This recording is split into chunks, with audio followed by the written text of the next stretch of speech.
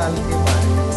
जैसा कि हमने आपको बताया था कि अब हम अगली वीडियो में भक्ति काल यानी पूर्व मध्य काल के बारे में पढ़ेंगे, जो संवत 1375 से 1700 तक ठहरता है।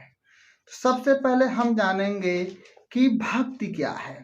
जैसा कि आप जानते हैं कि भक्ति शब्द की उत्पत्ति भज धातु से हुई है, तो हम थोड़ा सा भक्ति पे चर्चा करते हैं कि भक्ति क्या है, भक्ति काल का साहित्य क्या है। तो जो भक्ति काल का साहित्य है वह साक्षात भगवान के मूल रूप का दर्शन कराता है, लेकिन यह जो दर्शन होता है केवल मूर्त रूप सगुण सत्ता से ना होकर अपितु उसके निर्गुण प्रेम और ज्ञान के अनन्य चतुष्टय से युक्त सत्य को स्वीकार कराता है।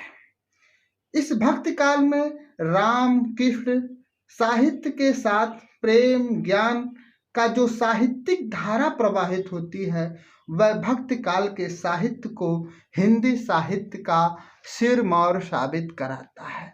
इस भक्ति काल में भगवान के अनन्य रूप के साथ साथ ज्ञान और प्रेम की धारा भी प्रभावित होती है। जैसा कि आप देख रहे हैं हिंदी साहित्य में जो भक्ति आंदोलन का प्रारंभ होता है वह दक्षिण भारत के आलवार भक्तों के द्वारा प्रारंभ होता है। आलवार भक्तों का मूल निवास स्थान दक्षिण भारत था। इनकी कुल संख्या 12 बताई गई है। ये वैष्णव धर्म को स्वीकार करते थे।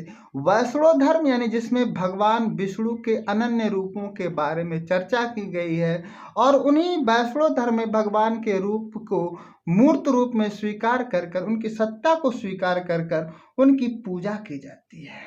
इस भक्ति शब्द का जो सर्वप्रथम उल्लेख मिलता है वह हमें श्वेताश्वर उपनिषद में देखने को मिलता है। आगे चलकर जब भक्ति काल के इतिहास लिखने की बात आती है तो जॉर्ज ग्रियर्सन महोदय ने, जिनकी पुस्तक का नाम है the modern vernacular literature of Hindustan में, इन्होंने भक्ति काल को हिंदी साहित्य का स्वर्ण काल कहा है। भक्ति काल को आचार्य रामचंद्र शुक्ल ने निम्न भागों में विभाजित किया जो हमारे काल विभाजन की दृष्टि से बहुत ही महत्वपूर्ण है। जैसे आप देख रहे हैं यहाँ पे भक्ति काल, जिसको हम पूर्व मध्य काल के नाम से भी जानते हैं, इसको सबसे पहले आचार्य रामचंद्र शुक्ल ने अपने हिंदी साहित्य के इतिहास में 2 भागों में बांटा। एक भाग था निर्गुण भक्ति और दूसरी जो भक्ति थी उसका नाम था सगुण भक्ति। थोड़ा सा हम चर्चा करते हैं कि निर्गुण भक्ति क्या है। निर्गुण भक्ति का अर्थ है जिसमें भगवान के आकार को निराकार यानी ज्ञान रूप से जिस भक्ति को भगवान को हम प्राप्त करते हैं वह निर्गुण भक्ति। दूसरी सगुण भक्ति का अर्थ है जिसमें भगवान के साक्षात मूर्त रूप का हम दर्शन करते हैं, उसको हम सगुण भक्ति के रूप में स्वीकार करते हैं। आगे आचार्य रामचंद्र शुक्ल ने निर्गुण भक्तों को ज्ञानाश्रयी शाखा और प्रेमाश्रयी शाखा में बांटा और सगुण भक्ति को राम भक्ति शाखा और कृष्ण भक्त शाखा के रूप में स्वीकार किया। यहीं पर ज्ञानाश्रय शाखा का जो सबसे प्रधान कवि है उनको कबीर के रूप में स्वीकार किया जाता है और इस शाखा का जो सबसे प्रसिद्ध ग्रंथ है उसका नाम है बीजक। इसी बीजक में साखी, शबद, रामायणी संकलित है। साखी, शबद और रामायण।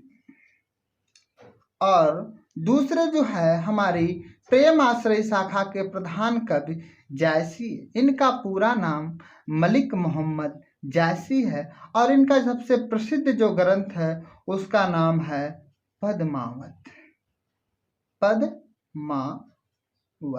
इसे प्रेमाश्रय शाखा का प्रधान ग्रंथ माना जाता है। और तीसरी जो हमारी शाखा है राम भक्ति शाखा।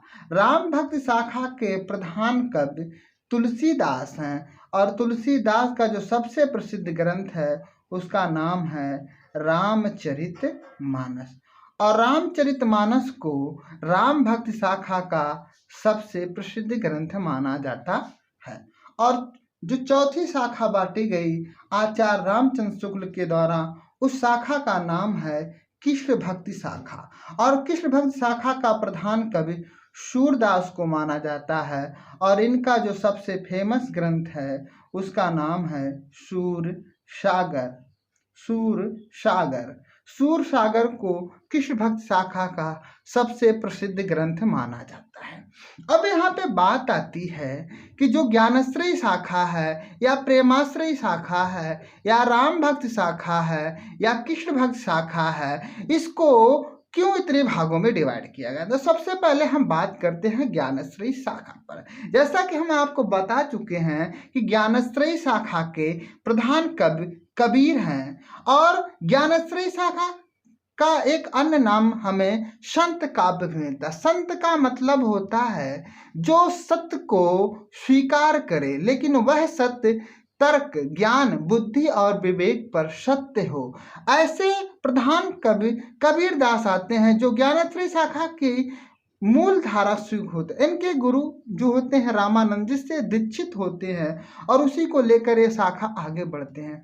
अब बात आती है प्रेमाश्रय शाखा। प्रेमाश्रय शाखा का जो प्रधान कवि हमने आपको बताया है जिसका नाम है जायसी, जिसका पूरा नाम मलिक मोहम्मद जायसी है। तो प्रेमाश्रय शाखा में उसी ईश्वर को प्रेम के रूप में, यानी प्रेम के पीर के रूप में स्वीकार किया जाता है और उसी के साथ ये शाखा आगे बढ़ती है।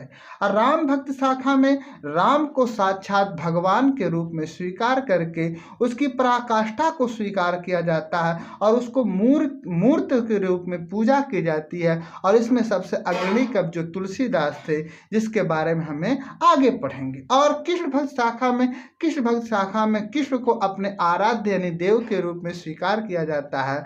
और इस शाखा के जो प्रधान कवि होते हैं वह सूरदास होते हैं और ग्रंथ सूर सागर है। इसके बारे में हम आगे कई भागों में बांटकर चर्चा करेंगे। तो सबसे पहले आप हमारे चैनल को सब्सक्राइब, लाइक और इस वीडियो को आप ज़्यादा से ज़्यादा लोगों को शेयर करिए। धन्यवाद।